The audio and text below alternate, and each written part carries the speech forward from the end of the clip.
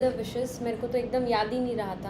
हम लोग का इतना काम वाम रिसेंटली चल रहा है कि मेरे दिमाग से तो निकल ही गया कि आज टीचर्स डे है। क्या क्या गिफ्ट लेके आए हो तुम लोग फिर मेरे लिए? क्या गिफ्ट लाए हो? हम लोग तो लेके जाते थे अपने मैडम के लिए, पेन लेके जाते थे, फिर हम सोचते थे कार्ड लेके जाते थे। तुम लोगों ने तो मेरे लिए कार्ड भी नहीं बनाया। कितने गंदे लोग हो तुम लोग। ऐसे स्टूडेंट किसी को ना मिले। चलो अब तुम इतने गंदे स्टूडेंट्स बन सकते हो तो मेरा भी गंदा टीचर बनने का समय आ गया है। I have few questions ladies and lads, please start answering. Hello भाई साहब, आई नो सुबह 5 बजे आपको उठा देती हूँ, आपको बुरा लगता है, पर रुक जाओ, पढ़ाने दो। चलो चलो चलो चलो चलो अब फटाफट क्वेश्चन के आंसर देते जाओ। Which structure of a man is similar to gills of fish? फिल्स के बोल रही हूँ, फिश के गिल्स से सिमिलर कौन सा स्ट्रक्चर है? नॉस्ट्रल, ब्रोंकियोल, लंग्स या trachea? Lungs. Which of the following is incorrect about the larynx? लैरिंग्स के बारे में इनमें से कौन सी चीज इनकरेक्ट है? It is a bony box, bone से बना हुआ है। Glottis is opening into the larynx, glottis larynx के अंदर ओपनिंग होती है।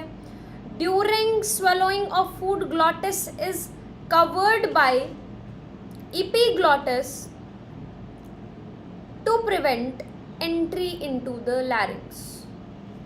देखो, it is a bony box, ठीक है, ये थोड़ा सा क्या पूरा ही इनकरेक्ट है, तो इनकरेक्ट स्टेटमेंट उसने पूछी है, इनकरेक्ट स्टेटमेंट आपको बतानी है। Which of the following structures close the glottis during swallowing to prevent the entry of the food into the windpipe? कौन सा स्ट्रक्चर? मैं ऑप्शन नहीं दे रही, ऑप्शन नहीं दे रही। epiglottis। चलो next. Lungs are enclosed in perichondrium, pericardium, peritoneum या pleural membrane?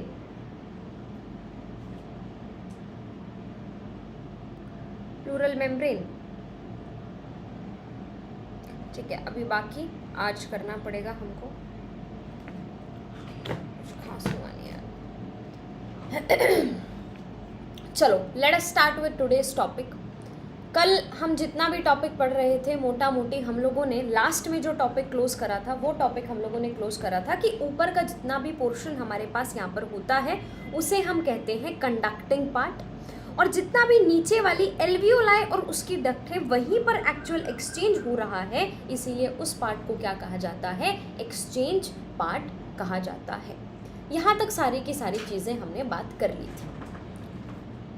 अब सबसे पहले मुझे बताओ, बॉडी के कौन से पार्ट में लंग्स प्रेजेंट होते हैं? फटाफट बताते जाओ, फटाफट फटाफट। थॉरेक्स में, चलो, तो इसका मतलब थोरेसिक कैविटी कह दो, थोरेसिक चैम्बर कह दो, थॉरेक्स कह दो, कुछ भी कह दो। थोरेसिक चैम्बर के अंदर क्या प्रेजेंट होते हैं? ऐसे आपके लंग्स प्रेजेंट होते हैं, दीज आर योर लंग्स, और ऐसे आपके लंग्स इसके अंदर क्या हैं? प्रेजेंट है। अब सुनना ध्यान से, कल मैंने आपको अपने बोनी बाबू दिखाए थे, और बोनी बाबू के पीछे से मैंने कहा था वर्टिब्रल कॉलम होती है, फिफ्थ थोरेसिक वर्टिब्रा पर जाकर चीज़ें डिवाइड करती हैं। ये चीज़ें मैंने तुमको बताई थी। अब देखते जाओ थोरेक्स में होता क्या क्या है। क्या आपको आगे की साइड पर, ये जो आगे है, आगे को कहते हैं वेंट्रल, पीछे को कहते हैं डॉर्सल, तो क्या आपको वेंट्रल साइड पर एक ऐसी लंबी सी ये फ्लैट बोन सी नजर आ रही है आपको? दिस, तो वेंट्रली इस थोरेसिक चैम्बर के अंदर क्या प्रेजेंट होती है? एक बोन जिसका नाम है स्टर्नम, ये बोन प्रेजेंट होती है। अच्छा, अब डॉर्सल साइड पे आ जाओ। डॉर्सल साइड पर कल ही आप लोगों ने पढ़ लिया, डॉर्सल साइड पर हमारी वर्टिब्रल कॉलम प्रेजेंट होती है। तो वेंट्रल साइड पर स्टर्नम, डॉर्सल साइड पर वर्टिब्रल कॉलम। साइड में क्या है ये यहां से लेके यहां तक क्या है ये अरे रिब्स। तो इसका मतलब लेटरल साइड पर, जो लेटरल मतलब साइड में, लेटरल साइड पर प्रेजेंट होते हैं रिब्स। तो हमारा जो ये थोरेसिक चैम्बर है, इस थोरेसिक चैम्बर के अंदर अपने पास डॉर्सल वेंट्रल साइड पे स्टर्नम, डॉर्सल साइड पे वर्टिब्रल कॉलम, लेटरली दोनों तरफ क्या प्रेजेंट हैं, दोनों तरफ रिब्स प्रेजेंट होते हैं। अब इमेजिन करके देखिए, इसके अंदर यहां बैठे हैं कहीं लंग्स, मेरी ये उंगलियां दिख रही हैं दोनों अंदर, यहां बैठे हैं लंग्स। अब लंग्स को मैं नीचे से भी क्लोज कर देती हूँ, तो यहाँ पे एक ऐसा ये इस उंगली के ऊपर फोकस करना, बस इस उंगली पे ऐसा एक डोम शेप का स्ट्रक्चर प्रेजेंट होता है जिसे कहते हैं डायाफ्राम। जिसे क्या कहते हैं लल्लूज, डायाफ्राम। तो लोअर साइड पर प्रेजेंट होता है डायाफ्राम। अब क्यों है ये सब चीजें प्रेजेंट? कितना बड़ा हो गया है तू, अभी तक अपने पैरों पे चलना नहीं सीखा तूने, सीधे पैर रख। डायाफ्राम कैसा होता है? डोम शेप का। डोम देखा ना तुमने, वो 5th-6th क्लास में तुम डोम शेप का स्ट्रक्चर बनाते हो कि नहीं बनाते हो? तो डोम शेप का डायाफ्राम प्रेजेंट होता है। सुनना, जो हमारे लंग्स है ना, वो खुद से लंग्स हैं बेटा, हार्ट थोड़ी है जो खुद से पंप करते रहेंगे, खुद से फूल जाएंगे, ढिसक जाएंगे। हार्ट थोड़ी है जो पंपिंग करेगा। तो हमारे जो लंग्स होते हैं वो खुद से ऐसे फूल नहीं सकते, मुरझा नहीं सकते अपनी, जो इसका मतलब लंग्स के लिए हम एक वर्ड यूज करते हैं पल्मनरी। तो पल्मनरी यानी लंग्स, उनके अंदर जो वॉल्यूम है, पल्मनरी वॉल्यूम, ये उसको खुद से बदल नहीं सकते हैं, खुद नहीं बदल सकते ये पल्मनरी वॉल्यूम को। तो तुम कहोगे फिर क्या करना पड़ेगा? तो पल्मनरी वॉल्यूम को बदलने के लिए, इसीलिए ये जो चारों स्ट्रक्चर मैंने आपको पढ़ाए ये काम आते हैं। जैसे इधर से डायाफ्राम, इधर से स्टर्नम ऐसे ऊपर उठती है, इधर से रिब्स ऐसे ऊपर उठते हैं। देखना, सांस लेंगे जैसे खिंच रहा है ना पूरा का पूरा। तो ऐसा नहीं है कि ये लंग्स खुद से फूल सकते हैं, हार्ट थोड़ी है वो। थोरेसिक कैविटी के अंदर चेंजेस आते हैं, उसकी वॉल्यूम में चेंजेस आने की वजह से क्या होता है, पल्मनरी कैविटी में चेंजेस आते हैं। तो याद रखना बेटा जी, मैंने आपको क्या पढ़ाना शुरू करा, हमने पढ़ना शुरू करा थोरेसिक चैम्बर, थोरेसिक कैविटी, जो तुमको कहना है कह लो, जिसके अंदर प्रेजेंट होते हैं लंग्स। लेकिन लंग्स तो डायरेक्टली पल्मनरी वॉल्यूम को ऑल्टर कर ही नहीं सकते, बदल ही नहीं सकते, पर हमको तो सांस लेना होगा अंदर, हमको तो सांस छोड़ना होगा, राइट? मेरे को तो सांस लेनी है, मेरे को तो सांस छोड़नी है, तो अब क्या करूं? अब इस पल्मनरी वॉल्यूम का क्या होगा? तो उस केस के लिए हमारे पास क्या होता है, ये जो पल्मनरी वॉल्यूम के अंदर चेंजेस हैं, ये कैसे आते हैं? थोरेसिक कैविटी में चेंजेस आने की वजह से आते हैं। इसीलिए थोरेसिक कैविटी एक एनाटॉमिकली का मतलब होता है बेटा, एक होता है बाहर से फिजियोलॉजी, बाहर से दिखने में ये कैसा, मतलब फिजियोलॉजी बोल रही हूँ, मॉर्फोलॉजी, बाहर से दिखने में कैसा है। एनाटॉमी मतलब होता है हमारे अंदर क्या क्या स्ट्रक्चर्स हैं, अंदर क्या क्या चीज़ें हैं, उसे कहा जाता है एनाटॉमिकली। हमारी चीज़ें कैसे कैसे बॉडी में अरेंज्ड है। स्टमक का एनाटॉमिकल पोजीशन ये है, यानी स्टमक इस तरीके से इस एंगल पे रखा होता है। तो एनाटॉमिकली ये एक एयर टाइट चैम्बर होता है, बाहर से दिखने के बेसिस पे नहीं, अंदर की जो एनाटॉमी हमारी है, मतलब अंदर का हमारा जो स्ट्रक्चर है, उसके बेसिस पे ये एक एयर टाइट चैम्बर होता है। किस किस से बना होता है वो तुम सबको अब पता है। हमारे पास ventral sternum, dorsal vertebral column, lateral ribs, lower side पे डोम शेप का डायाफ्राम। Am I clear? किसी बच्चे को यहाँ तक किसी तरीके की कोई दिक्कत? So this is the thoracic chamber जिसमें लंग्स प्रेजेंट होते हैं। अब ब्रीदिंग की मैकेनिज्म के बारे में फिर हम बात कर लेते हैं। ठीक है, हमको समझ में आ गया कि लंग्स खुद से पल्मोनरी वॉल्यूम चेंज नहीं कर सकते, तो ब्रीदिंग होती कैसे? अब आप सबको पता है ब्रीदिंग के अंदर होती हैं दो चीजें। क्या? एक तो सांस लेना यानी इन, अंदर, तो इंस्पायरेशन। दूसरा क्या होता है? सांस छोड़ना, एग्जिट करना यानी एक्स, तो एक्सपायरेशन। एग्जिट करना, इन से इनसाइड, अंदर आना, है ना बेटा जी? तो हमारे पास जो ब्रीदिंग मैकेनिज्म है इसके अंदर दो पार्ट्स अपने होते हैं, इंस्पायरेशन एंड एक्सपायरेशन। इंस्पायरेशन का मतलब क्या हुआ? जिसके अंदर हमने इन लिया, एयर को क्या करा? अंदर ड्रॉ किया। और एक्सपायरेशन में हमने क्या किया? जो हमारी एल्वियोलाई थी उस एल्वियोलर एयर को हमने क्या किया?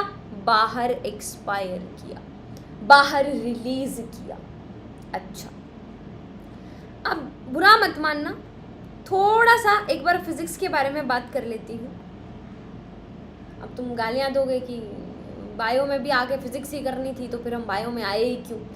I know, I understand, but काम नहीं चलेगा। आपने फिजिक्स में एक बहुत जगह पे पढ़ा होगा, pressure is inversely proportional to volume, Boyle's law. आप लोगों ने बहुत जगह पढ़ी होगी। Pressure is inversely proportional to volume, पढ़ा है बहुत जगह। इसका मतलब जहां प्रेशर ज्यादा वहां वॉल्यूम कम।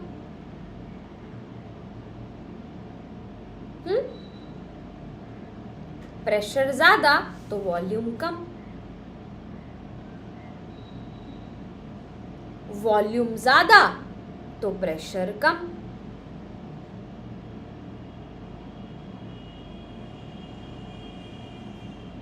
अरे सीधी सी बात है, फिजिक्स की जरूरत भी नहीं है इसमें। ये एक डब्बा ले लो कंटेनर, ये एक कंटेनर ले लो। इस कंटेनर की वॉल्यूम है मान लो 10 ml, और ये दूसरा कंटेनर ले लो, इसकी वॉल्यूम है मान लो 100 ml। यहाँ पे मैंने भर दी, मान लो ग्राम में गिन लो, अब मेरे को इतनी क्वांटिटी नहीं आती। मान लो हमने भर दी यहाँ पे 10 ग्राम गैस, ठीक है, 100 ग्राम गैस, और यहाँ भी भर दी मैंने 100 ग्राम गैस। कहाँ प्रेशर ज़्यादा होगा इस 100 ग्राम गैस का? यहाँ प्रेशर ज़्यादा होगा क्योंकि उसको कम वॉल्यूम मिली, कम जगह मिली। सीधी सी बात है। यहाँ इस गैस का प्रेशर क्या होगा? कम होगा। क्यों? क्योंकि इसको वॉल्यूम यहाँ ज़्यादा मिली। हो गया आंसर याद, pressure is inversely proportional to volume. Similarly क्या होता है,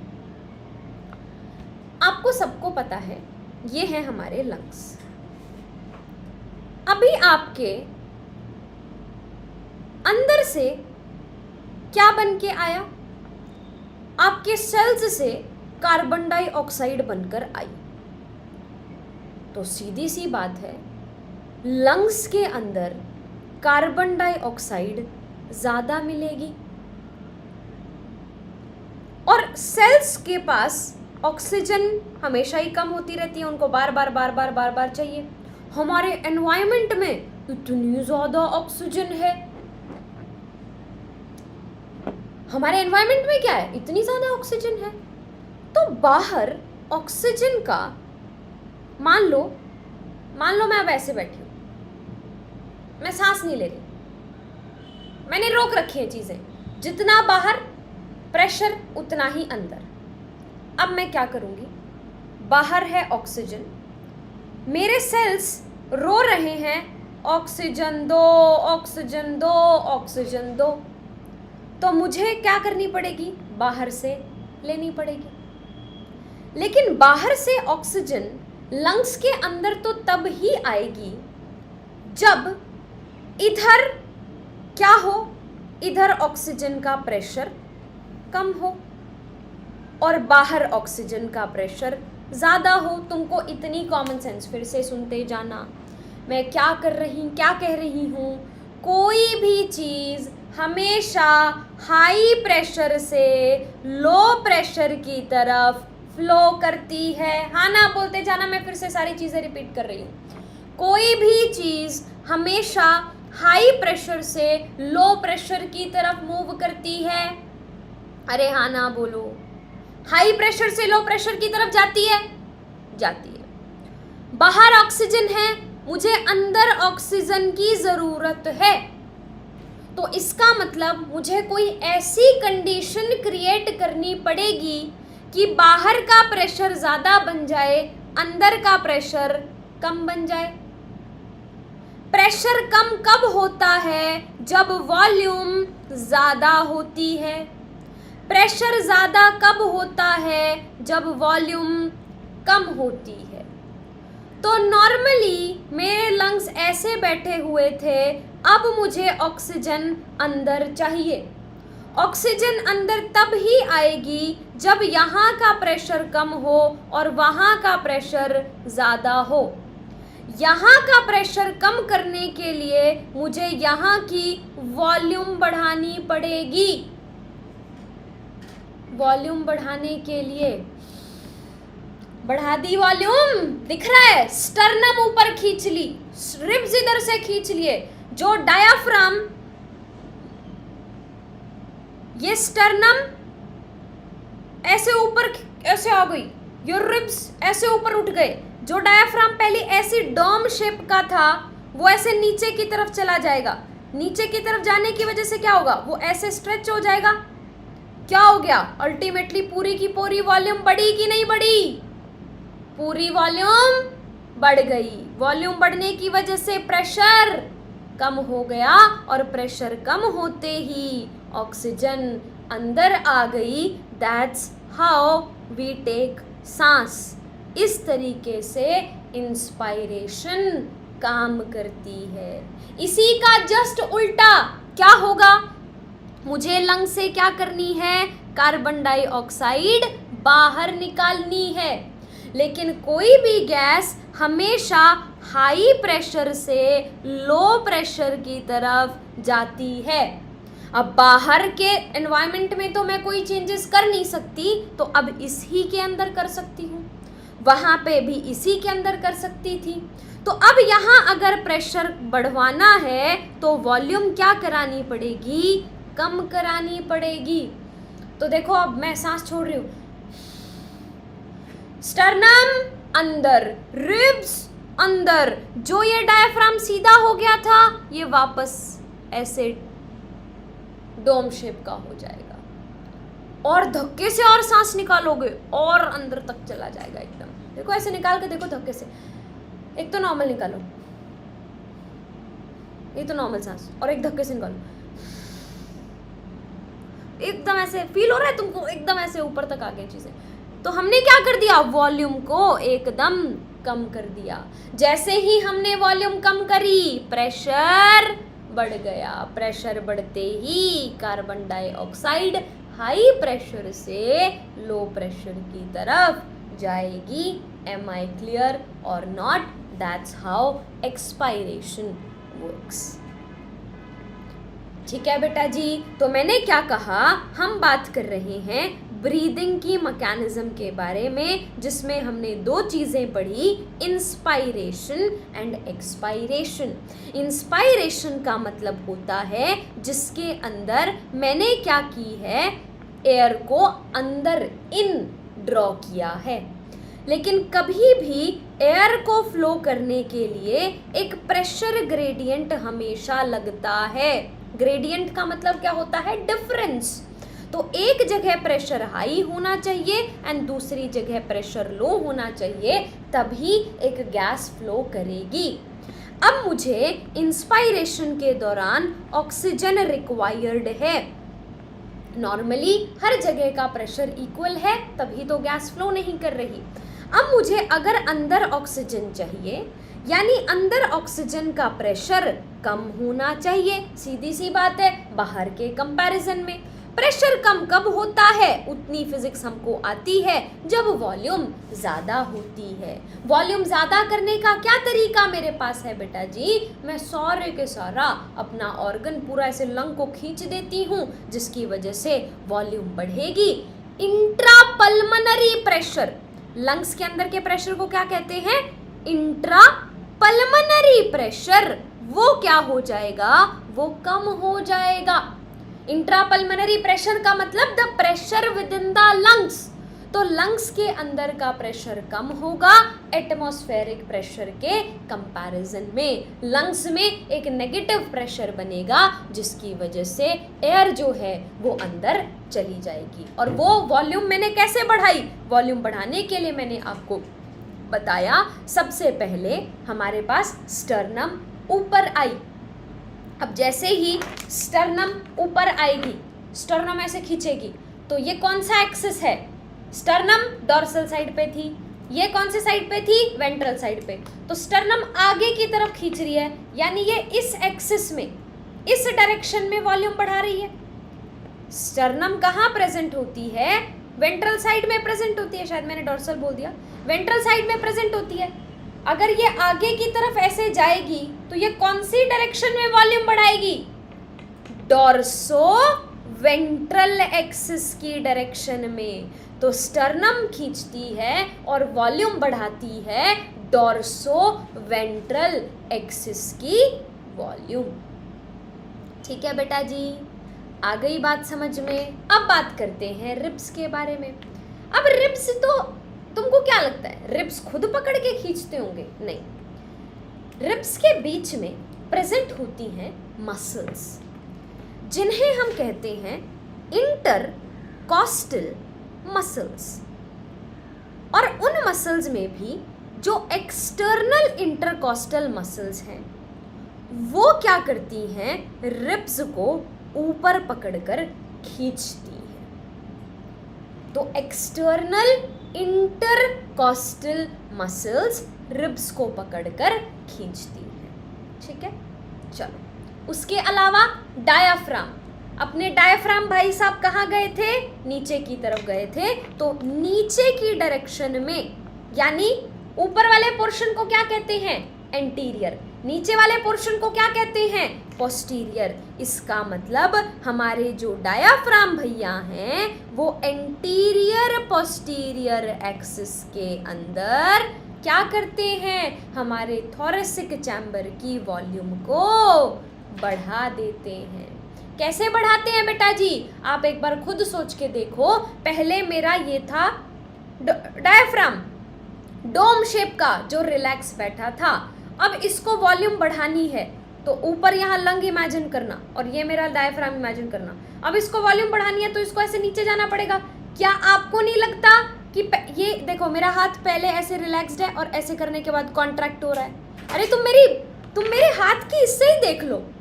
मेरे हाथ में जो ये झुर्रियाँ पड़ती हुई नजर आएंगी तुमको, इसी से तुम देख लो। जब मैंने ऐसे कर रखा है नॉर्मली, जब मैंने ऐसे कर रखा है तो क्या रिलैक्स लग रहा है तुमको? Dome shape. और जैसे ही मैं ऐसे करूंगी, जैसे ही मैंने ऐसे किया, क्या हो गया? कॉन्ट्रैक्ट। ऐसे ही तो डायफ्राम हो रहा है, कॉन्ट्रैक्ट रिलैक्स, कॉन्ट्रैक्ट रिलैक्स। तो इसका मतलब डायाफ्राम हमेशा कॉन्ट्रैक्ट होता है। हमेशा अपने हाथ से बना के देख लेना। हमेशा एक चीज याद रखना, डायाफ्राम कभी याद मत रखना, पूरा नाम याद रखना, डोम शेप्ड डायाफ्राम। तो ऐसे याद रखना, डोम शेप्ड डायाफ्राम। ऐसे करते ही contract relax, contract relax, contract relax, contract relax. याद रहेंगी बातें बेटा जी? हाँ जी लल्ला जी। यहाँ तक किसी बच्चे को किसी प्रकार की कोई दिक्कत?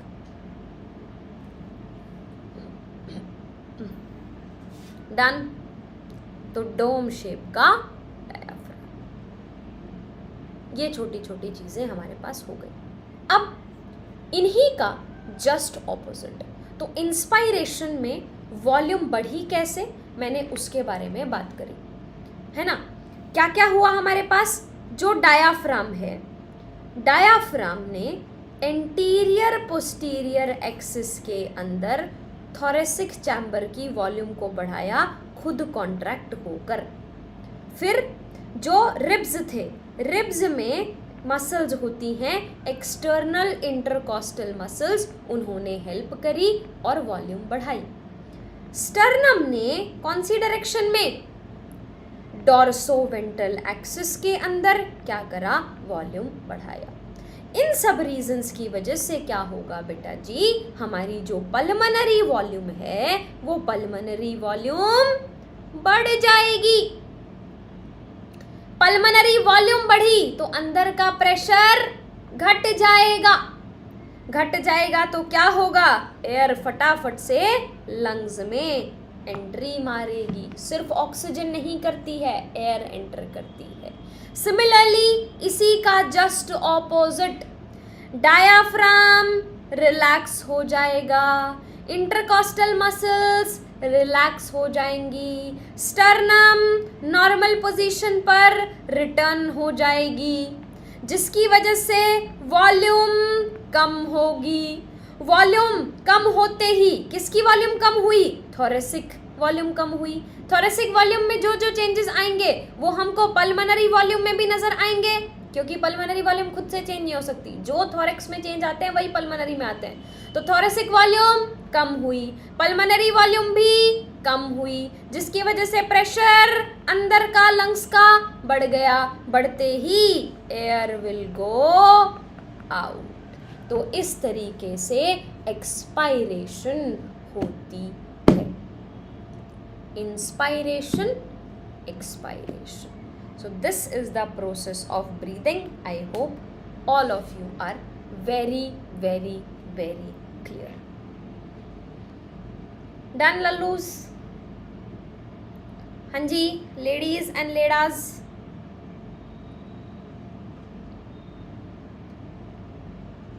किसी बच्चे को यहाँ तक किसी तरीके की कोई दिक्कत? सो इंस्पायरेशन, एक्सपायरेशन, इंस्पायरेशन में एयर को अंदर लेते हैं, एक्सपायरेशन में बाहर छोड़ते हैं। उनके लिए क्या होना चाहिए, एक प्रेशर ग्रेडियंट प्रेजेंट होना चाहिए। तो इसका मतलब pressure with in the lungs, intra pulmonary pressure, वो क्या होना चाहिए, कम होना चाहिए। इसमें एटमॉस्फेरिक प्रेशर से ज़्यादा होना चाहिए, है ना। तो क्या होगा, डायफ्राम का कॉन्ट्रैक्शन होगा, वॉल्यूम थोरेसिक चैम्बर की एंटीरियर पोस्टीरियर एक्सिस में बढ़ेगी, स्टर्नम से डॉर्सल उसमें, और इंटरकॉस्टल मसल्स की भी कॉन्ट्रैक्शन होगी। इंस्पायरेशन के टाइम पे हर चीज़ का कॉन्ट्रैक्शन होता है, जिसकी वजह से थोरेसिक वॉल्यूम में चेंजेस आते हैं। वो थोरेसिक वॉल्यूम के चेंजेस पल्मोनरी वॉल्यूम में नजर आएंगे, जिसकी वजह से प्रेशर कम होगा और एयर जो है वो अंदर आ जाएगी। और एनसीईआरटी ये बहुत प्यारा सा डायग्राम भी देती है।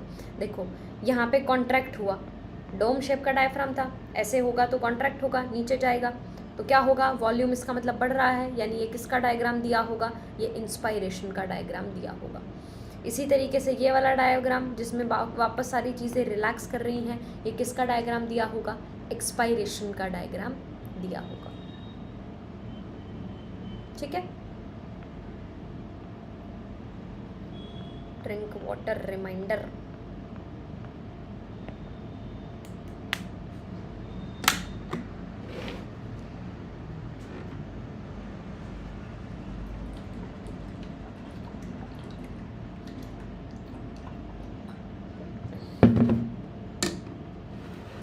यस, जेंटलमैन एंड जेंटलमनीज, क्या यहाँ तक किसी जेंटलमनी को किसी प्रकार की कोई दिक्कत?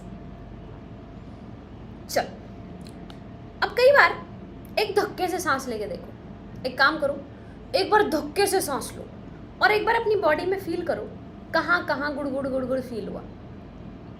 एकदम धक्के से सांस लो, जोर का। भाई जिसकी नाक बह रही है वो मत करना, पता चले सांस ले रहे हैं और फिर छोड़ रहे हैं यहाँ पे पूरी पूणी बाहर आई हुई है, यहाँ पूणी मत निकाल देना। ओ भाई साहब, जिसकी नाक बह रही है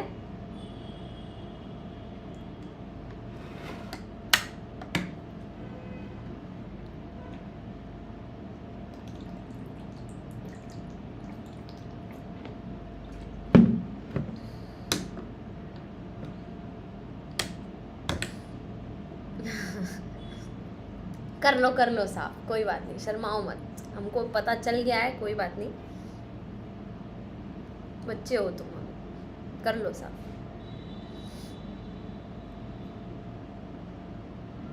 ये तुम लोगों की डेट ऑफ बर्थ कौन सी है यार? मतलब कौन सा साल का है तुम लोगों का डेट ऑफ बर्थ? 2000 क्या 6?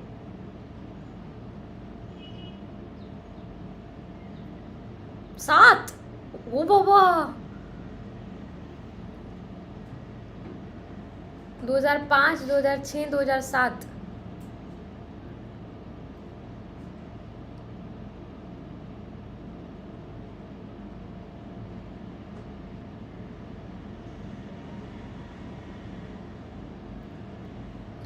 ठीक है, रहने दो यार, stop making me feel Elder. It feels like I have become very elderly. रहने दो, स्टॉप मेकिंग मी फील बूढ़ा। बहुत छोटे हो तुम लोग, तो बहुत ही छोटे हो।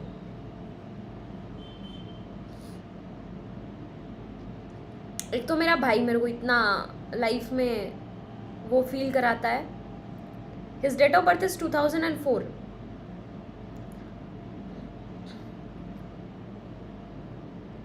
एंड भाई साहब हैं अभी बीटेक फाइनल ईयर में।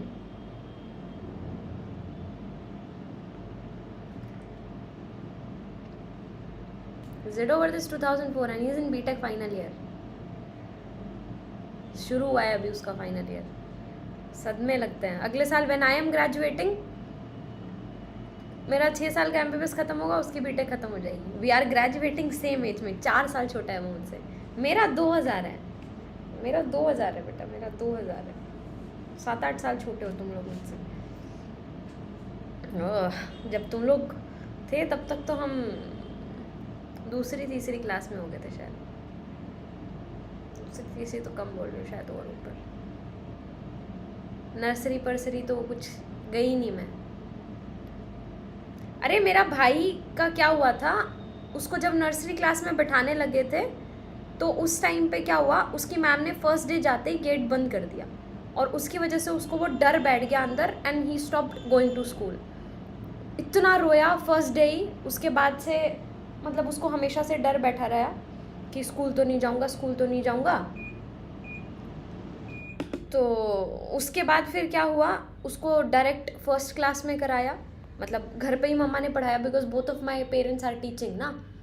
तो उसको फर्स्ट उधर ही क्लास में कराया। फिर जब वो सेकंड, मतलब वो स्कूल जाने लगा था 4th क्लास से। फर्स्ट, सेकंड और थर्ड मेरी मम्मा पढ़ाती थी 10th 11th 12th के बच्चों को। मम्मा ने वो क्लासेस छोड़ी एंड मम्मा स्टार्टेड टीचिंग दीज क्लासेस। और तो उसको साथ साथ ये क्लासेस में कवर करा के डायरेक्ट 4th में फिर उसका एडमिशन हुआ था। He started going to school like सीधा 4th क्लास से। मतलब इनमें भी गया लेकिन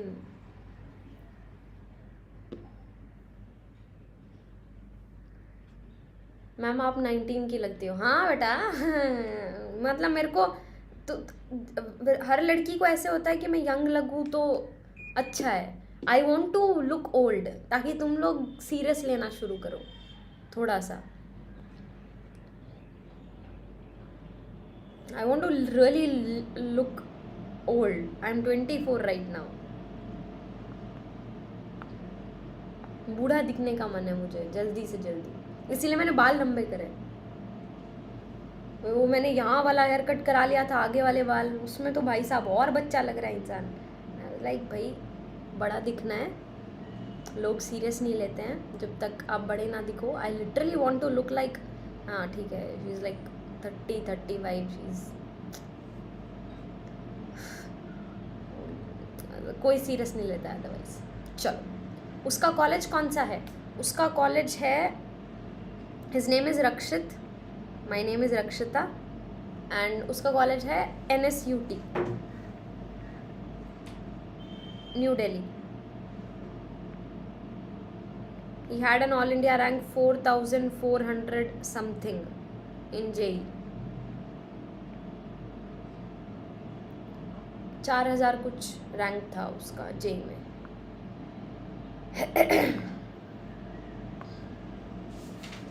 चलो, और वो भी फर्स्ट अटेम्प्ट। किसकी वजह से? मेरी वजह से। मैंने लिटरली बैठ के पढ़ाया है उसको बहुत बार, ज़्यादा बार नहीं, बस बहुत बार, क्योंकि मुझे खुद नहीं आता उसका इतना। हाँ, उसको एनआईटी मिल रहा था, बट एनआईटी से अच्छा, मतलब NSUT is better. I wanted him to get the exposure of Delhi. At the end of the day ये कॉलेज वालेज कुछ मैटर नहीं करता है। अगर कोई चीज़ मैटर करती है तो वो मैटर करता है एनवायरनमेंट, आपके दोस्त लोग, आप लोगों को एक्सपीरियंस आना चाहिए, लाइफ में सब कांड करके देखने चाहिए, तो वो सारी चीज़ें मैटर करती है। चलो, अब मैंने आपको क्या कहा था, क्या बोला मैंने आपको? धक्के से सांस लो। लिया तुमने धक्के से सांस? धक्के से सांस लेते ही क्या तुमको एब्डोमेन में भी, यानी अब मैं पेट वेट नहीं बोला करूंगी, मैं अब अच्छे साइंटिफिक वर्ड यूज करूंगी। तुम लोग मेडिकल स्टूडेंट्स हो, ढंग के वर्ड यूज करा करो। एब्डोमेन में क्या तुमको कुछ फील हुआ? एब्डोमेन में फील हुआ? तो एब्डोमेन में एडिशनल मसल्स जो हमारे पास यहाँ पर होती हैं वो भी रोल प्ले करती हैं जब हम धक्के से इंस्पायरेशन और एक्सपायरेशन करें। तो एब्डोमेन की जो एडिशनल मसल्स हैं वो भी हमको हेल्प कर देती हैं, इनफैक्ट इंस्पायरेशन एंड एक्सपायरेशन की स्ट्रेंथ को बढ़ाने। याद रखना, ठीक है? एंड एक नॉर्मल ह्यूमन 1 मिनट में 12 से 16 बार सांस लेता है। 1 मिनट में कितनी बार सांस लेता है? 12 से 16 बार। दिल कितनी बार धड़कता है? 72 बार। जैसे अभी मेरा हार्ट रेट कितना होगा तुम लोगों को पढ़ाते हुए?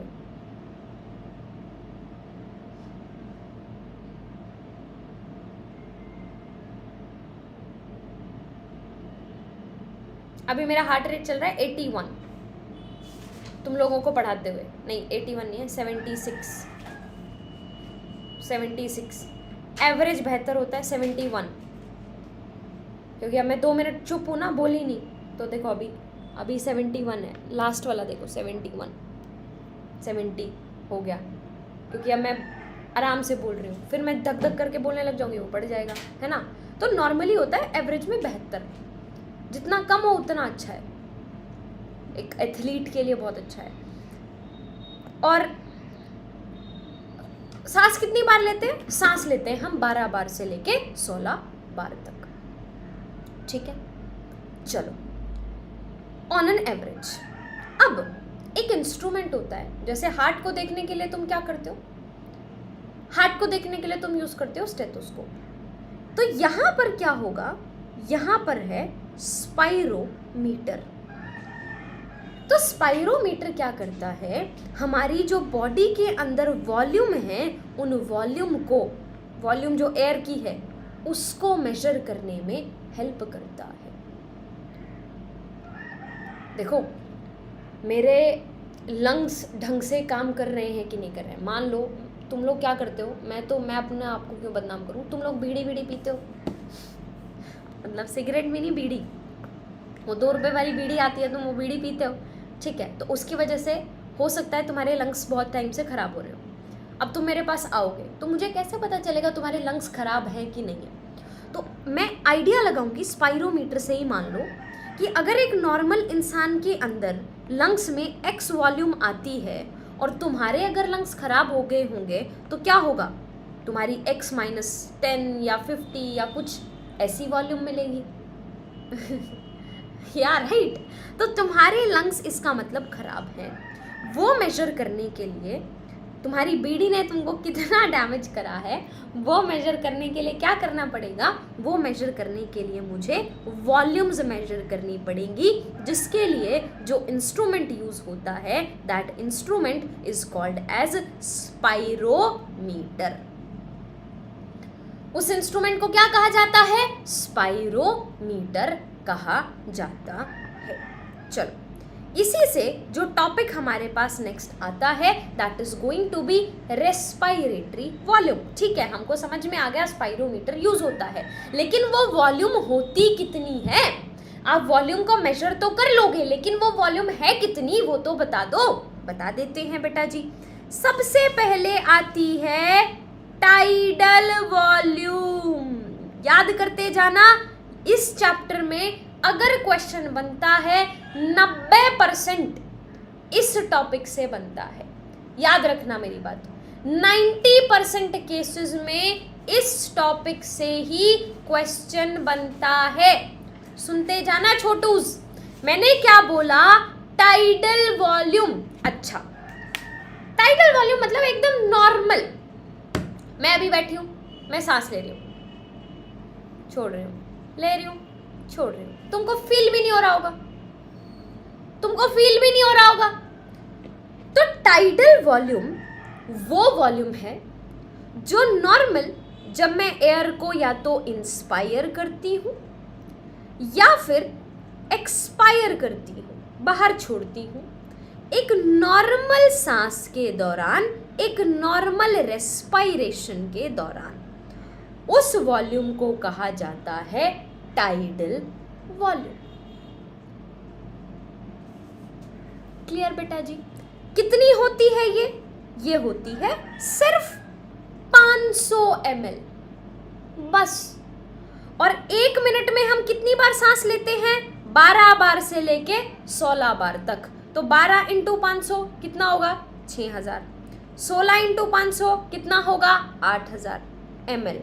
यानी 6 लीटर से 8 लीटर हर मिनट आप हवा अंदर लेकर जाते हैं एंड बाहर छोड़ते हैं।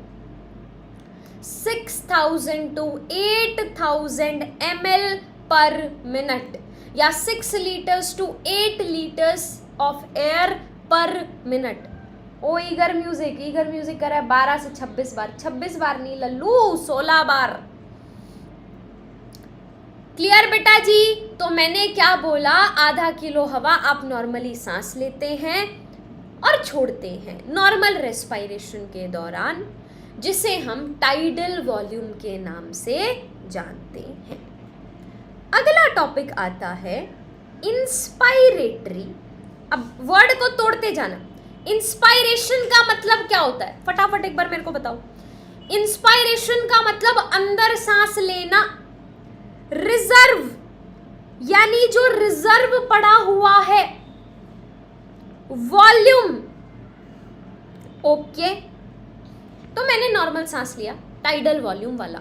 नॉर्मल सांस लो, 500 ml ले लिया। अब धक्के से सांस लो, एक बार नॉर्मल सांस लो, ले लिया, धक्के से लो। देख रहे हो, नॉर्मल सांस जब ले रहे थे तो सिर्फ चुंटू सा ले रहे थे, और जब मैंने धक्के से लिया तो कितना लंबा गया।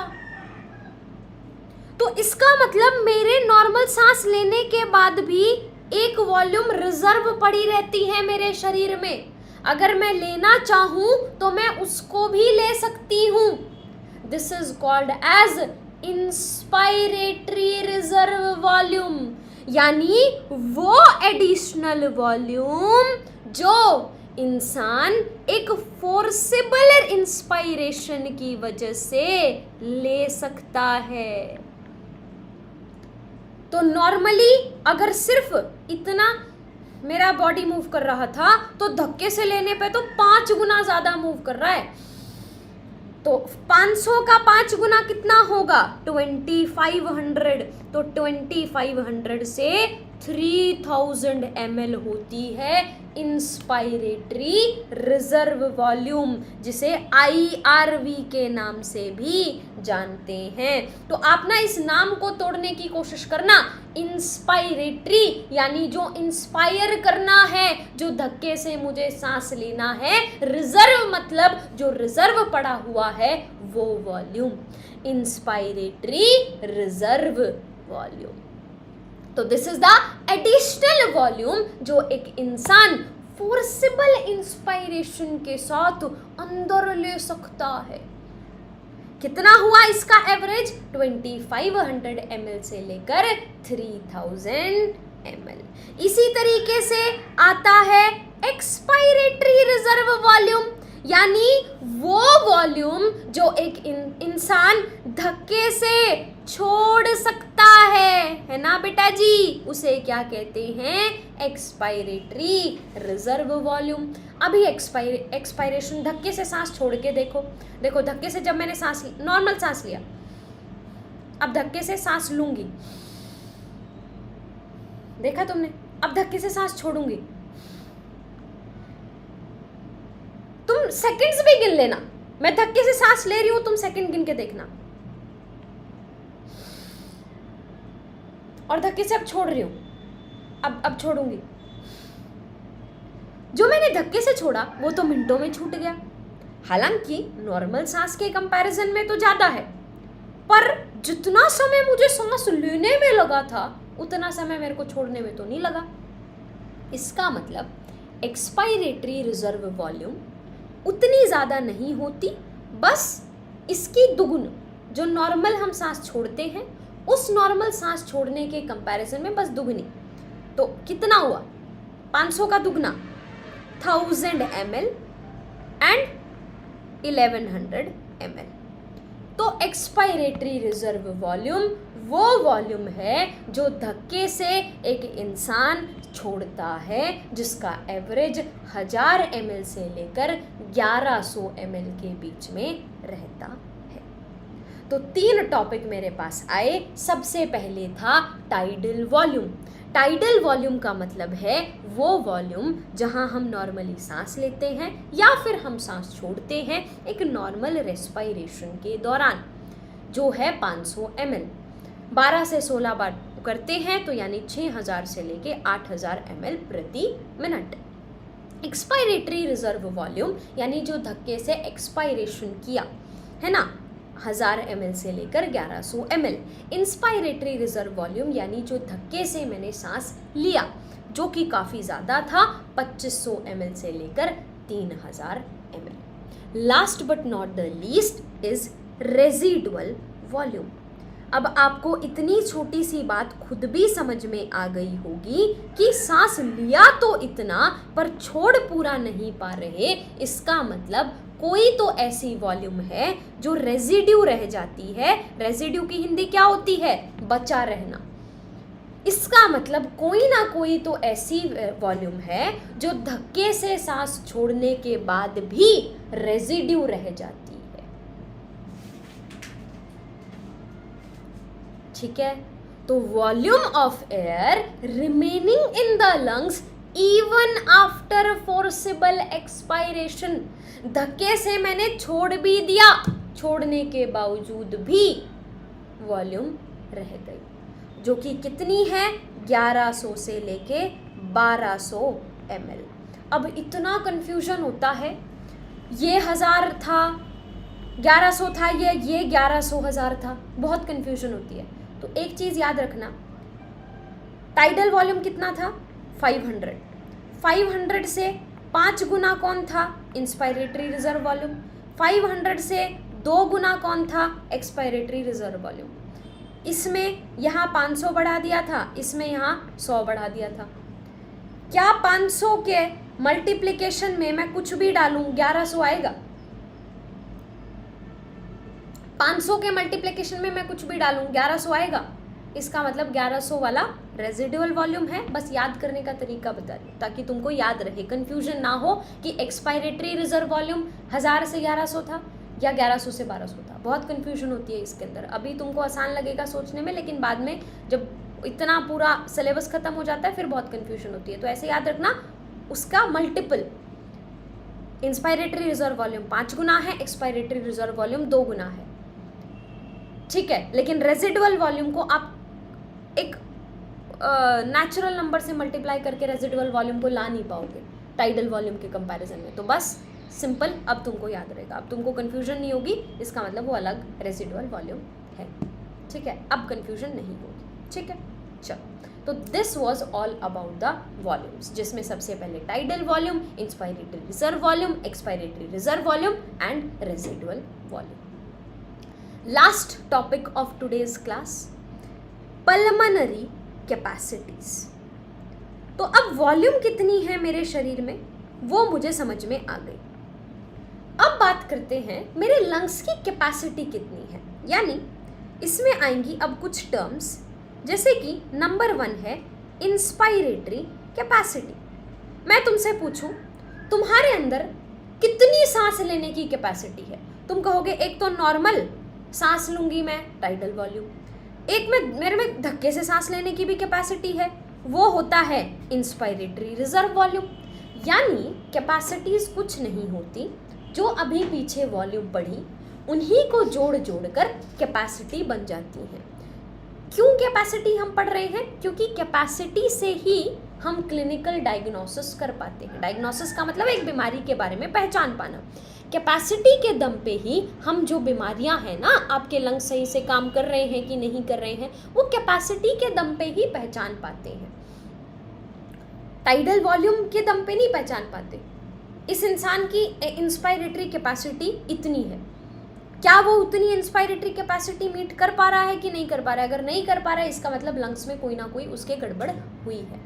तो कैपेसिटी इसीलिए बात की जाती है। अब मैंने तुमसे पूछा तुम्हारे अंदर सांस लेने की कितनी कैपेसिटी है, तुमने कहा एक तो नॉर्मल सांस लेते हैं हम, और एक हम धक्के से भी ले सकते हैं, तो this is your inspiratory capacity. Done. यानी टोटल वॉल्यूम एयर की जो एक इंसान सांस ले सकता है, टीवी प्लस आईआरवी, कब सांस ले सकता है? एक नॉर्मल एक्सपायरेशन के बाद। सुनना क्या मैंने बोला, देखो मैंने नॉर्मल सांस छोड़ा, अब मैंने नॉर्मल सांस लिया, दिस इज टाइडल वॉल्यूम। अब बचा हुआ सांस, this is inspiratory reserve volume. ये दोनों क्या थी? Inspiratory capacity. लेकिन अगर मैं पहले धक्के से सांस छोड़ूं, मैंने लंग्स एकदम खाली कर दिए, अब मैंने लिया वो सांस जो धक्के से छोड़ा था, अब मैं लूंगी नॉर्मल वाला सांस, और अब मैं लूंगी धक्के वाला सांस। ये चीज का ना डिफरेंस बहुत है। सुनना, मैं फिर बोलूंगी क्या मैंने बोला। मैंने क्या बोला?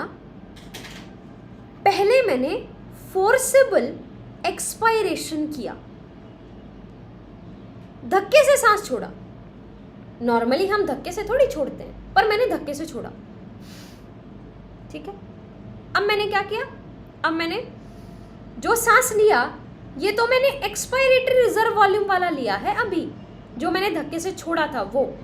अब मैं नॉर्मल रेस्पिरेशन वाला लूंगी, टाइडल वॉल्यूम वाला, और अब मैं जो धक्के से ले सकते हैं वो वाला सांस लूंगी। तो there is a difference.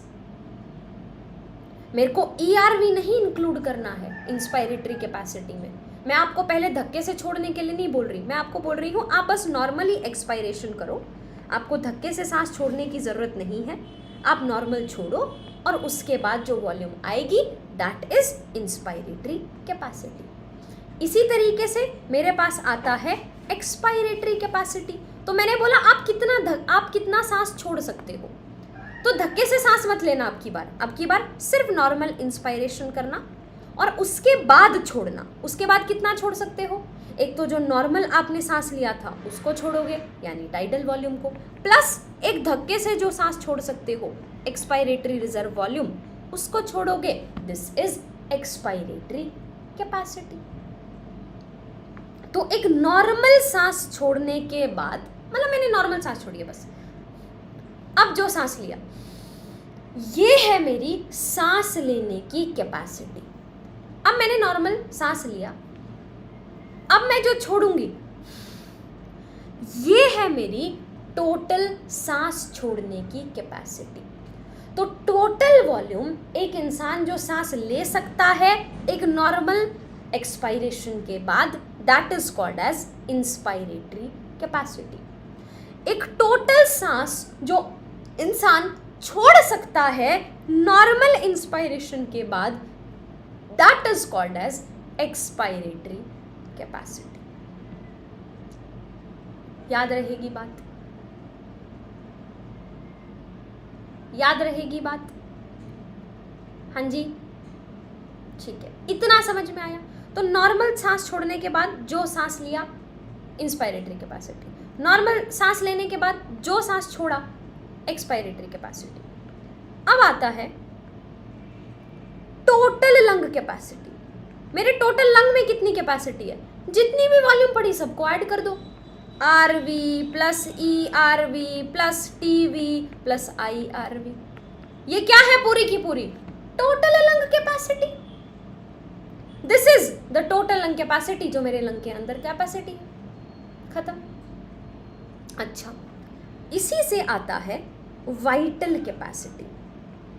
Vital capacity का मतलब क्या है, वो कैपेसिटी जो वाइटल एक्टिविटीज यानी मेरी जो डे टू डे लाइफ की एक्टिविटीज हैं उनमें रोल प्ले कर पाएगी, मेरी बॉडी के फंक्शंस में रोल प्ले कर पाएगी, उसे क्या कहते हैं, वाइटल कैपेसिटी। वाइटल कैपेसिटी कौन सी है, ये तो कभी पार्टिसिपेट करेगी ही नहीं मेरे वाइटल एक्टिविटीज में, उन चीजों के अंदर रोल प्ले करेगी ही नहीं। इसका मतलब ये क्या बच गई, ERV plus TV plus IRV, ये बच गई vital capacity. Vital capacity. Last but not the least, पूछा गया है फंक्शनल, सॉरी दिया गया है फंक्शनल रेजिडुअल कैपेसिटी। फंक्शनल मतलब जो फंक्शनली अंदर फंक्शनली बची है, रेजिडुअल यानी बची रह गई। अब इस वर्ड के ऊपर फोकस करने की कोशिश करना। रेजिडुअल का मतलब क्या होता है, जो बची रह गई, जो बच गई। तो बच गई, अच्छा मेरे अंदर बची रह गई, इसका मतलब मैंने नॉर्मल सांस तो छोड़ा है, इसीलिए और भी अभी ऐसी है जो बची रह गई। रेजिडुअल वर्ड को समझने की कोशिश करो। रेजिडुअल का मतलब क्या होता है, जो बची रह गई। इसका मतलब टीवी तो मैंने शायद छोड़ दी, अंदर बची कौन कौन सी रह गई, ERV बची रह गई प्लस RV बची रह गई। This is functional residual capacity. ये 5 कैपेसिटीज हैं, इनको अभी मैं फिर से एक बार बताऊंगी। उससे पहले मैं एक छोटा सा जो टॉपिक रह गया वो बताना चाहूंगी इस वाइटल कैपेसिटी में। हालांकि मैं बता चुकी हूं, मैं फिर से बताती हूँ। वाइटल कैपेसिटी का मतलब है ERV plus tidal volume plus IRV। अब तुमको इसका फॉर्मूला तो समझ में आ गया, लेकिन NCERT इसकी एक डेफिनेशन भी लिखती है, वो डेफिनेशन भी आपको ज़रूर आनी चाहिए। उस डेफिनेशन में सबसे ज़्यादा कन्फ्यूजन होता है। अभी मैं सारी कैपेसिटीज़ वापस से तुमको बताऊंगी, तुमको कन्फ्यूजन नहीं होगी कैपेसिटीज़ के अंदर, ठीक है। मैं सारी कैपेसिटी तुमको बताऊंगी, लेकिन एक स्टेटमेंट बस ये तुमको समझ में आनी चाहिए, उसके बाद बिल्कुल आसान है, आज का टॉपिक खत्म। सुनना ध्यान से, ये स्टेटमेंट एक बार ध्यान से सुन लेना। अगर किसी को नींद आ गई है, किसी का ध्यान इधर उधर चला गया है, प्लीज फोकस सुनना। वाइटल कैपेसिटी का मतलब क्या है, what is this? This is inspiratory capacity. What is this? यानी वो कैपेसिटी मेरी बॉडी की जिस कैपेसिटी में मैं धक्के से सांस ले सकती हूं, दिस इज इंस्पायरेटरी कैपेसिटी। लेकिन वाइटल कैपेसिटी में आपने ERV भी ऐड करा है। इसका मतलब क्या हुआ? इसका मतलब पहले मैंने क्या किया, एक बात बताना। नॉर्मल मैंने सांस छोड़ा, अभी तुम पहले अपनी ब्रेथ को ना समझो कि कौन सा सांस जब तुम छोड़ रहे हो तो कौन सी वॉल्यूम छोड़ रहे हो, ये तुमको समझ में आना चाहिए। देखो, मैंने नॉर्मल सांस लिया, अब मैंने कौन सा सांस लिया, टीवी वाला सांस लिया। अब मैंने धक्के से सांस लिया, कौन सा सांस लिया, इंस्पायरेटरी रिजर्व वॉल्यूम वाला सांस लिया। अब मैंने जो ये धक्के से सांस ले रखा है, ये मैंने छोड़ा। कौन सा सांस छोड़ा, जो धक्के से लिया था। अब मैंने सांस छोड़ा, कौन सा सांस छोड़ा, जो मैंने नॉर्मली लिया था। अब जो मैं सांस छोड़ूंगी वो कौन सा छोड़ूंगी? वो छोड़ूंगी जो मैं धक्के से छोड़ सकती हूँ। ये सांस जो लेना है ना, ये तुमको समझ में आना चाहिए। जब तुम नॉर्मल सांस ले रहे हो या नॉर्मल छोड़ रहे हो, यानी आप वो सांस छोड़ रहे हो जिसे हम कहते हैं टीवी। अगर आप धक्के से सांस ले रहे हो तो वो है आईआरवी, या धक्के से लिया हुआ सांस छोड़ भी रहे हो तो भी आईआरवी, क्योंकि इतना ही धक्के से लिया था इतना ही धक्के से छोड़ोगे। इसी तरीके से आपने धक्के से जो सांस छोड़ा उसको आप वापस ले रहे हो यूं का यूं, तो जो वापस आपने यूं का यूं लिया वो भी कौन सा होगा? ईआरवी। तो एनसीईआरटी एक लाइन लिखती है, वाइटल कैपेसिटी का मतलब है maximum volume of air a person can breathe in after a forced expiration, or maximum volume of air a person can breathe out after a forced inspiration। Visualise करते हैं, सुनना। वो maximum air की volume जो एक इंसान breathe in कर सकता है, यानी अभी जो मैं आपको करके दिखाने वाली हूं वो मैं सांस लेके दिखाने वाली हूं। कब लेके दिखाऊं लेकिन? After a forced expiration. चलो सबसे पहले तो धक्के से सांस छोड़ो, छोड़ दिया। अब जितना छोड़ा उतना ही वापस ले लो, यानी आपने ले लिया अब सांस लेना शुरू करना है मुझे वापस। सबसे पहले तो पूरा का पूरा सांस छोड़ दो, अब वापस लेना शुरू करो। चलो धक्के से सांस छोड़ दो, छोड़ दिया। अब जो धक्के से छोड़ा था अब ब्रीद इन करना शुरू करना है मुझे। धक्के से छोड़ने के बाद जो वापस ब्रीद इन करूंगी, सबसे पहले तो जो धक्के से छोड़ा था उसको लूंगी, फिर जो नॉर्मली मैं लेती हूं उसको लूंगी, और फिर जो धक्के से मैं लेती हूं उसको लूंगी।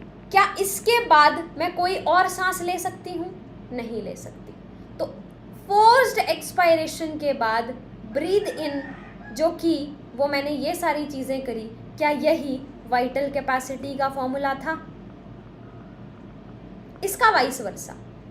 फोर्स्ड इंस्पायरेशन करो, पहले धक्के से सांस ले लो और फिर जितना ब्रीद आउट कर सकते हो ब्रीद आउट करो। चलो धक्के से सांस ले लिया। अब सबसे पहले जो मैं छोड़ूंगी, जितना धक्के से लिया उसको छोड़ूंगी, छोड़ दिया। अब जो मैं नॉर्मली छोड़ती हूँ वो छोड़ूंगी, छोड़ दिया। अब धक्के से छोड़ूंगी, छोड़ दिया। क्या ये भी वही सेम फॉर्मूला है जो वाइटल कैपेसिटी का होता है?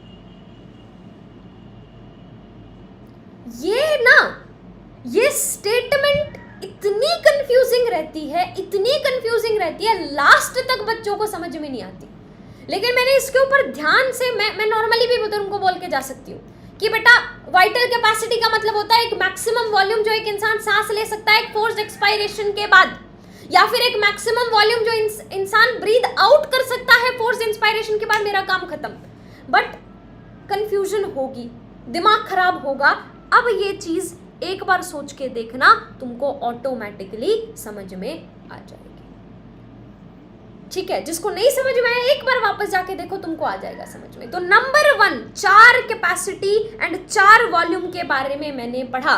सबसे पहले मेरे पास था टाइडल वॉल्यूम जो थी 500 ml, जो या तो नॉर्मल सांस लेते समय जो सांस लेते हैं या नॉर्मल सांस छोड़ते समय जो सांस छोड़ते हैं उसको रिप्रेजेंट करती है।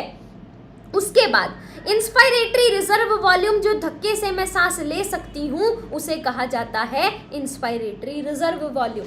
फिर आता है एक्सपायरेटरी रिजर्व वॉल्यूम जो धक्के से मैं सांस छोड़ सकती हूं, that is expiratory reserve volume. लेकिन एक वॉल्यूम ऐसी है जो हमेशा बची रह जाती है, that is called as residual volume.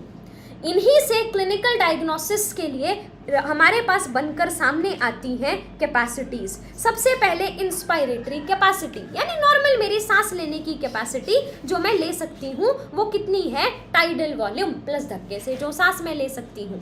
फिर आता है एक्सपायरेटरी कैपेसिटी, यानी जो मैं धक्के से सांस छोड़ सकती हूँ प्लस जो मैं नॉर्मली छोड़ती हूँ। फिर आता है टोटल लंग कैपेसिटी, यानी जितनी भी कैपेसिटी मेरे पास है, चाहे वो पार्टिसिपेट करती है नहीं करती है, उस चीज से मुझे कोई फर्क नहीं पड़ता, that is total lung capacity.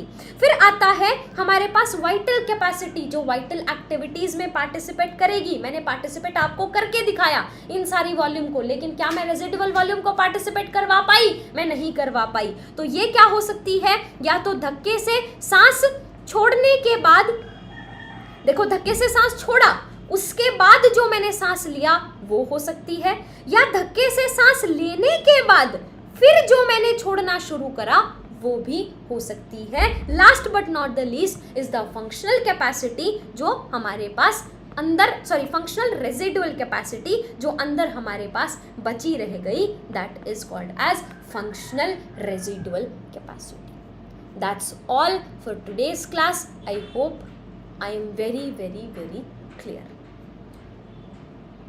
I hope यहाँ तक सारी चीज़ें, सारी बातें सब बच्चों को समझ में आ गई होगी। मैंने अपनी तरफ से पूरा कोशिश करा, नहीं भी हुआ एक बार एनसीईआरटी देख लेते हैं, आ जाएंगी चीज़ें समझ में। तो लंग्स सिचुएटेड होते हैं थोरेसिक चैम्बर में, जो एक एनाटॉमिकली टाइट चैम्बर होता है। Thoracic chamber dorsally vertebral column से, वेंट्रली स्टर्नम से, लेटरली रिब्स से और लोअर साइड पे डोम शेप के डायफ्राम से बनता है। एनाटॉमिकल सेटअप जो है लंग्स का थोरेक्स में ऐसा होता है कि थोरेसिक कैविटी में जो भी चेंज आएगा वो लंग की कैविटी में, यानी पल्मोनरी कैविटी में आपको नजर आएगा। ठीक है, ठीक है। अब सुनना, such an arrangement is essential for breathing, क्योंकि हम डायरेक्टली पल्मोनरी वॉल्यूम को अल्टर नहीं कर सकते। यानी रेस्पिरेशन में क्या क्या होता है, ब्रीदिंग कह सकते हो किसका, एटमॉस्फेरिक एयर का जिसे हम अंदर लेते हैं, और CO2 जिसको हम छोड़ते हैं। फिर अभी डिफ्यूजन वगैरह के बारे में बात करेंगे, इसीलिए ये टॉपिक अभी मैंने नहीं बताया। ये बस कुछ नहीं है, इस चैप्टर का एक रिकैप समरी टाइप लिखा है। मैकेनिज्म के बारे में बात करते हैं। इंस्पायरेशन यानी जिसमें हम एटमॉस्फेरिक एयर को अंदर लेते हैं, एक्सपायरेशन यानी जिसमें हम एल्वेलर एयर को बाहर छोड़ते हैं। Air in and out of the lungs, एक प्रेशर ग्रेडियंट लंग्स और एटमॉस्फेयर के बीच में होगा तभी होगा। इंस्पायरेशन जब हो सकता है जब लंग्स के अंदर जो इंट्रापल्मोनरी प्रेशर है वो एटमॉस्फेरिक प्रेशर के कंपैरिजन में नेगेटिव हो, यानी कम हो। सिमिलरली एक्सपायरेशन तब होगा जो इंट्रापल्मोनरी प्रेशर एटमॉस्फेरिक प्रेशर के कंपैरिजन में ज्यादा हो, हायर साइड पे हो। Diaphragm specialised set of muscles, external and intercostal muscles जो रिब्स के बीच में होती हैं, वो इस तरीके के ग्रेडियंट्स को हेल्प करती हैं। इंस्पायरेशन डायफ्राम की कॉन्ट्रैक्शन से शुरू होती है, ठीक है, which increases the volume in anterior posterior axis. फिर एक्सटर्नल इंटरकॉस्टल मसल्स रिब्स को खींचती हैं। मैंने क्या कहा था, इंटरकॉस्टल मसल्स होती हैं, एक्सटर्नल इंटरनल दो टाइप की होती हैं, रिब्स को खींचने का काम करती हैं एक्सटर्नल। उसके बाद स्टर्नम क्या करती है, वो डोर्सोवेंट्रल एक्सिस में थोरेसिक चैम्बर की उसको बढ़ाती है। ओवरऑल इंक्रीजिंग थोरेसिक वॉल्यूम में causes a similar increase in pulmonary volume. Thoracic volume change हुई, पल्मोनरी वॉल्यूम चेंज होगी। पल्मोनरी वॉल्यूम जो है वो डिक्रीज करती है, तो इंट्रापल्मोनरी वो भी अपने पास क्या करता है, पल्मोनरी वॉल्यूम डिक्रीज करेगी, ठीक है। तो उसकी वजह से इंट्रापल्मोनरी प्रेशर जो है वो क्या होगा, एटमॉस्फेरिक प्रेशर के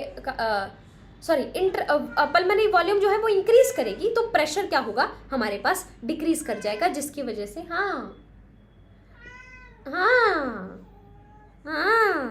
जिसकी वजह से लंग से क्या होगी, एयर जो है वो बाहर चली जाएगी।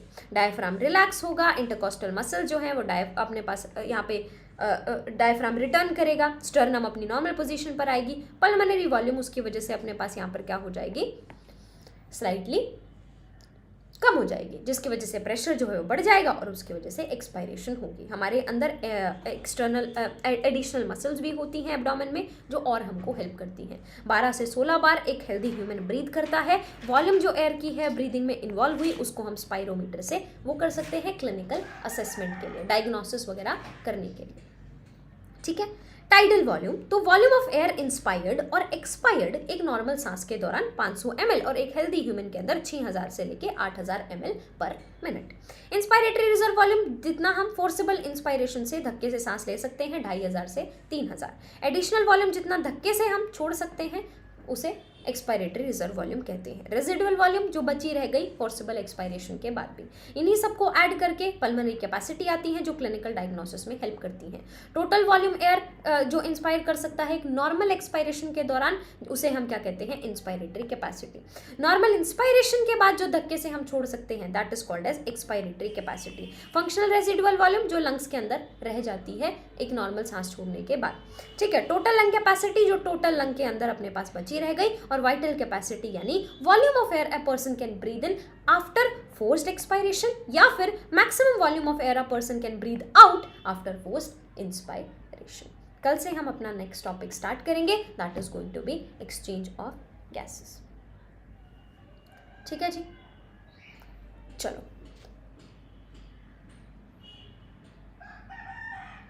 चलो जी, टूडल्स।